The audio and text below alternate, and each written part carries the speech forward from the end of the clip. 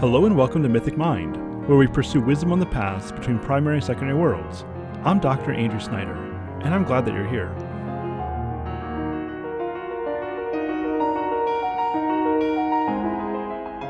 Hey there, welcome back. Today, the original plan today was to provide you with something from Josh's Paradise Lost course, but there were some technical issues, so we'll get there soon. Instead, today, we're going to go ahead and continue on with the Philosophy and Fiction of C.S. Lewis series.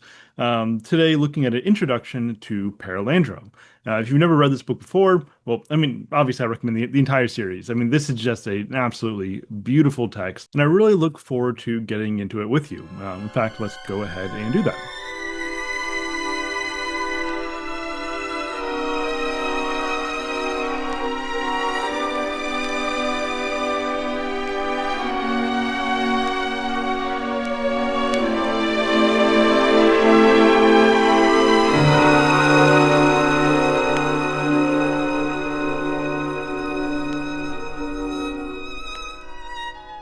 Hello and welcome back as we settle in for Perelandra. Now, as I've said before, these intro videos aren't really going to get into plot elements. I'm going to keep this rather short. The purpose of this is to first introduce you to some relevant secondary reading, as well as to provide you with a framework for picking up some of the major themes that are going to provide the path that Lewis is laying out for us. Remember I talked about before how, for Lewis, the driving elements of a story are not the particular things that happen. It's not the twists and turns of the plot, as interesting as those may be. But for Lewis, the driving force of the story is the end, the telos, the goal. And that goal is a state of being rather than a state of becoming. And so, in this story, he's going to lead us from particular instantiations of desire and of pleasure up to their ideal, toward the fulfillment, toward that which makes pleasurable things pleasurable, that which makes desirous things desirable by those who are seeing clearly. Because there are certain things that speak to realities of human nature that are desirable when we are oriented correctly, right? When we are not corrupted, when we are not bent, to borrow language from Out of the Silent Planet.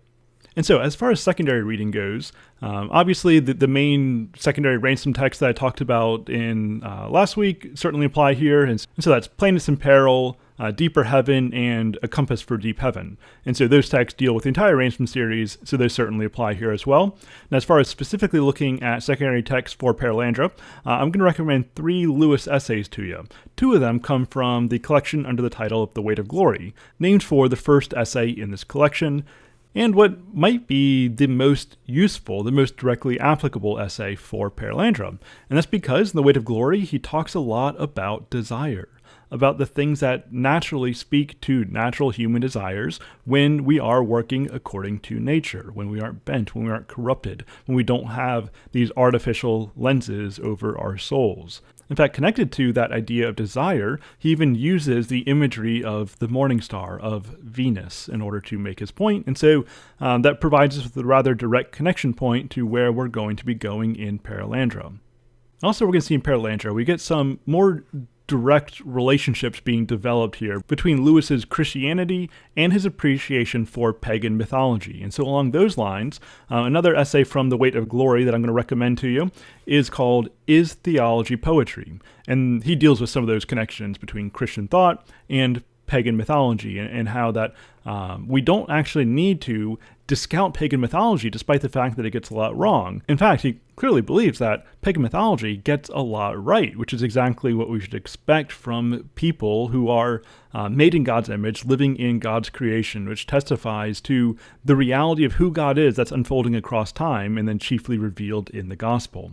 And so that is Theology Poetry from The Weight of Glory. And then still on that point, from God in the Dock, I'm going to recommend to you Myth Became Fact, which is probably one of my all-time favorite essays, which deals with these same themes of the relationship between Christianity, Christian revelation, and pagan mythology.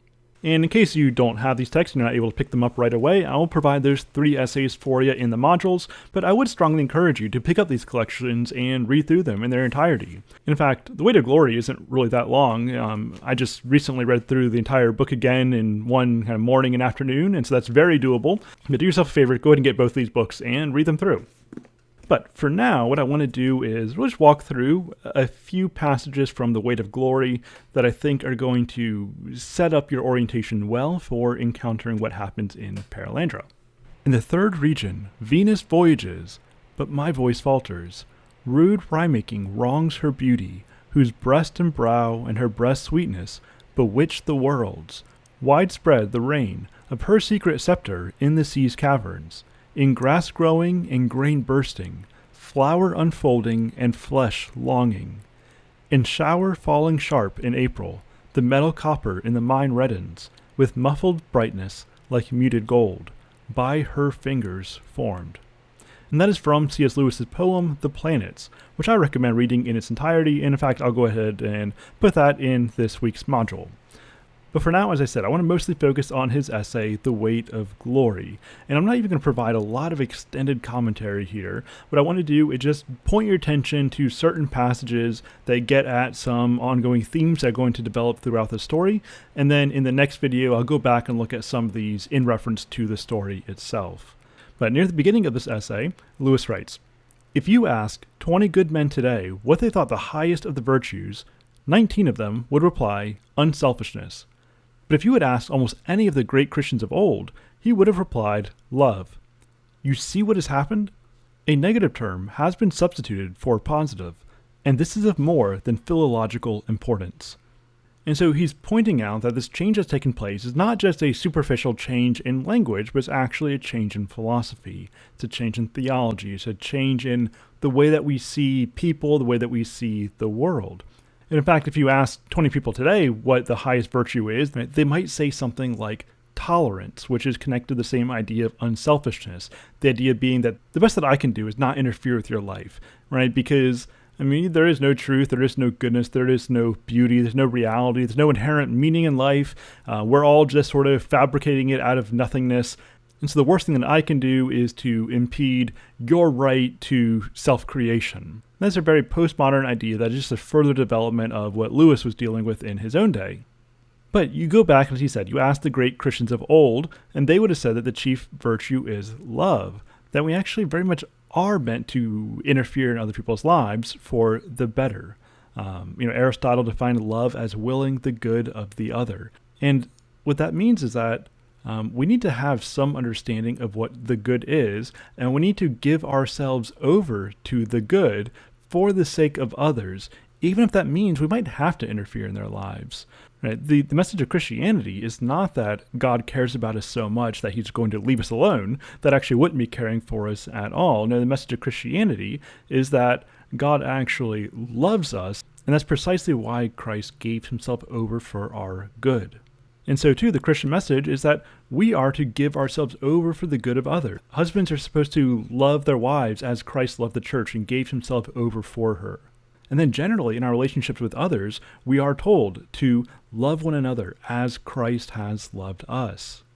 And so we have a call not just to be unselfish, not just to leave people alone, but to actually better the lives of those around us, to give ourselves over for the good of others.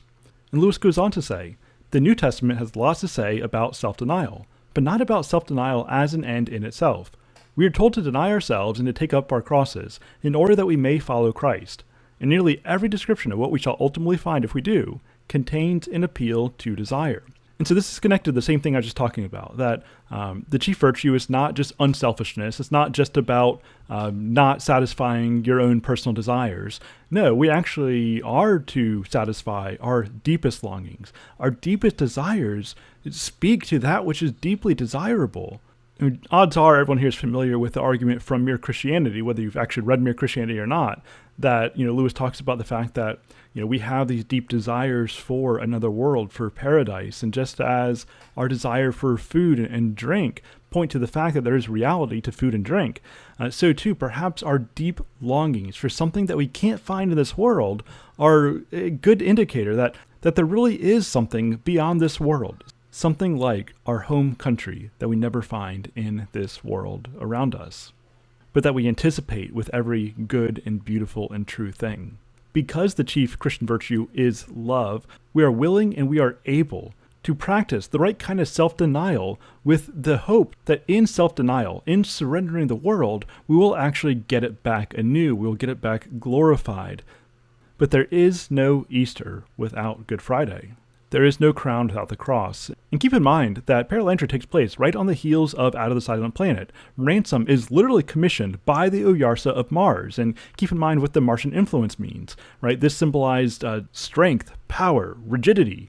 It's kind of fearsome. Remember when Oyarsa said that if it was in his jurisdiction to do so, he would have just killed the humans on his planet. And so there is a violence here. However, in the true Martian spirit, this is a brutal, harsh, violent tendency that is submitted toward a greater reality. And so Oyarsa does follow the regulations imposed upon him in the natural order of the cosmos. And so he doesn't have jurisdiction to unbody the humans on his planet, and so he doesn't do so. And so he has strength and he has power, and he's willing to exercise it when it is within his rights to do so.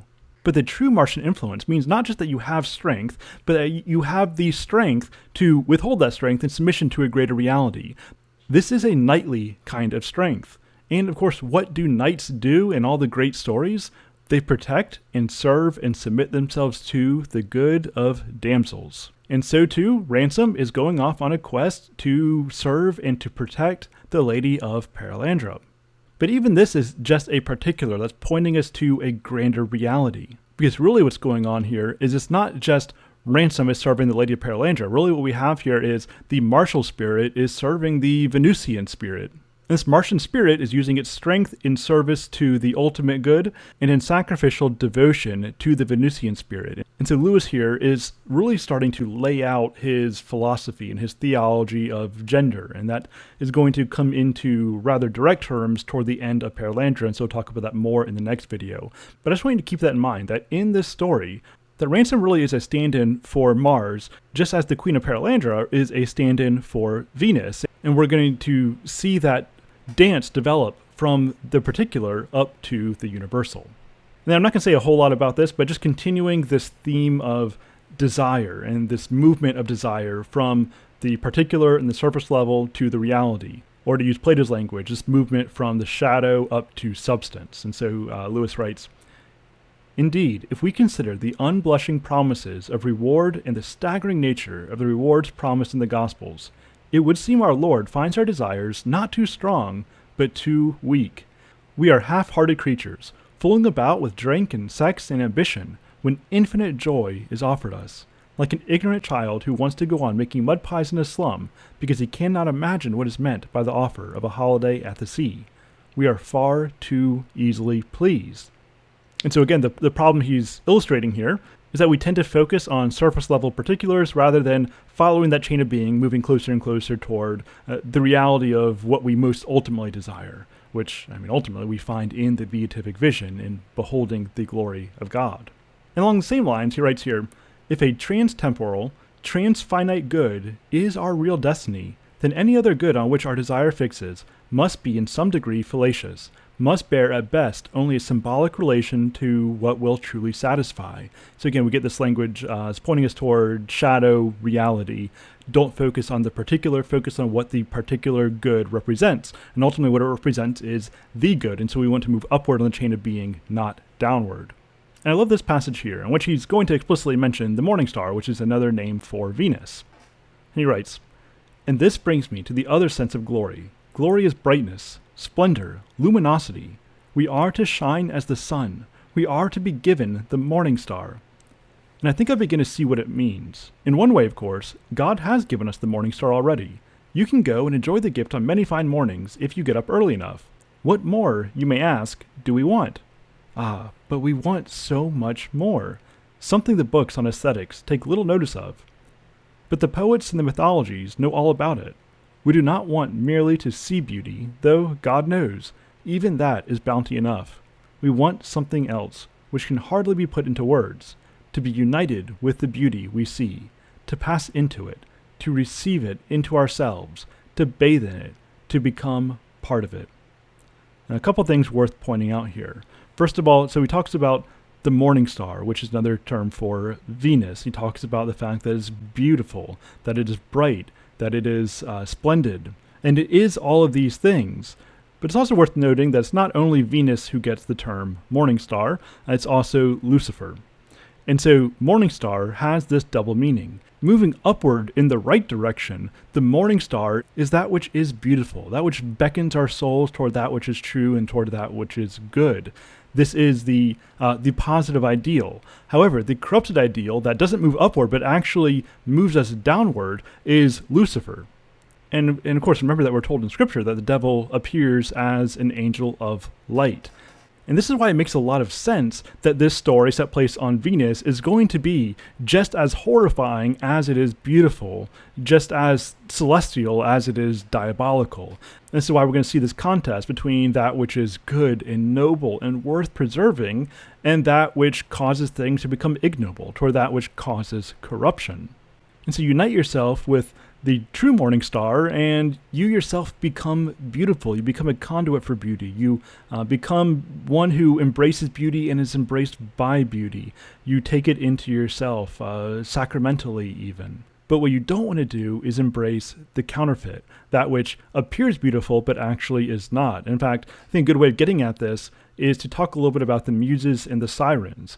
See, it's very popular today where if you ask somebody what beauty is, they'll say, well, beauty is in the eye of the beholder. It's kind of whatever you want it to be. But that doesn't hold up for most classical thought, right? You go back to the classical work and you have a firm difference between beauty and seduction, symbolized by the muses and the sirens. So the muses were the daughters of Zeus who would inspire truth, goodness, and beauty in the artisans and the poets and whatnot. Beauty being that which directs the soul toward what is true, good, and life-giving. Now, the opposing force to a muse would be the sirens. The sirens are these creatures who live on the islands and cast their apparently beautiful songs across the waters to unsuspecting sailors, who hear these songs and get filled with euphoria, get filled with visions of fantasy, and are drawn back to the sirens. But then they end up crashing their ships on the shore, and then they're consumed by these monsters who only had the appearance of beauty. And so this symbolizes seduction. It's a counterfeit beauty. It's a appearance of beauty that ultimately leads to not what is true and good and life-giving, but that which is false and evil and life-consuming. And so this is why it's so important that we cultivate the right affections, that we cultivate a discerning mind. And so when beauty appears to us, we're able to recognize the reality, and we're also able to recognize the counterfeit. Okay, and then I'm going to go ahead and skip over this passage for now, but I'm going to put this PowerPoint on the course, and so you can take a look at this yourself. But I want to go ahead and move forward to this last slide here. And so we just talked about how we're supposed to embrace beauty, we're supposed to embrace glory. But ultimately, the path to glory is the path of Christ, and that is the path of the cross. And so meanwhile, the cross comes before the crown, and tomorrow is a Monday morning. A cleft has opened in the pitiless walls of the world, and we are invited to follow our great captain inside. I'm not even going to comment on this, other than to say that as you approach the end sequence of Perelandra, keep these sentences in line, and especially the very specific imagery that's brought up in this language. But that's all I'm going to say for now. I will return to that in the next video. And that's going to give you some basic ideas to think about, some ideas to keep in mind as you read through Perelandra. But as I said, before you even get in on this reading of it or this rereading of it, I do recommend that you take some time to read The Weight of Glory and just to let these ideas really sink into your mind, sink into your soul. And I think that's going to set you up to get even more out of Perelandra, which I will dissect a little bit more next time. And until then, Godspeed.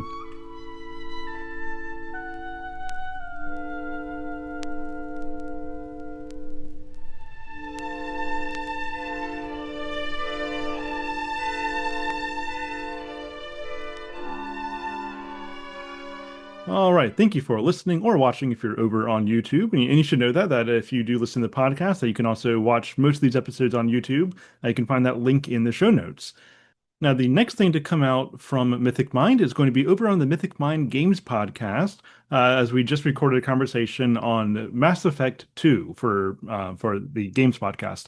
And if you haven't already done it, make sure you check out the conversation on Mass Effect 1. Obviously, it's going to be most profitable if you've played the games, but even if you just kind of want some general conversation on philosophy and AI and technology and kind of our relationship with these things, then this may be a profitable time for you. Again, it's over on Mythic Mind Games. Now, after this upcoming episode of the Games Podcast, we're going to go back to every other week with that, and so alternating with the Movies and Shows podcast. And so this week you'll have Mass Effect 2 over on Mythic Mind Games, and the following week we'll be continuing with our Star Wars series on the Movies podcast with The Phantom Menace, and then we'll be alternating there on out for a little while. Eventually, I'd love to get to the point where we're doing everything once a week, but it's just not practical right now, especially as I'm finishing up my book. But if you would like to see us increase frequency on a more rapid basis, then please support us over on Patreon at patreon.com/mythicmind.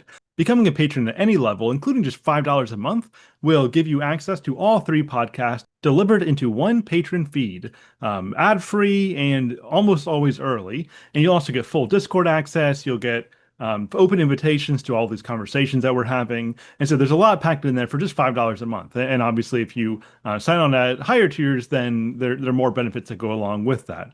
Also, you should know that my course on Plato Stoicism Until We Have Faces is coming up, starting right at the beginning of August, so there's still time to enroll. You can enroll in that single class by going to the shop at patreon.com/mythicmind, or if you become a Tier 3 annual patron, then you'll get access to all of my upcoming courses, including this one, The Elder Scrolls and Philosophy, and The Silmarillion at the beginning of 2026. So head over to patreon.com/mythicmind, become a patron, and get access to whatever it is that you want to get access to. Well, that's it for now. Next time, we'll see you over on the Games Podcast with Mass Effect 2. Until next time, Godspeed.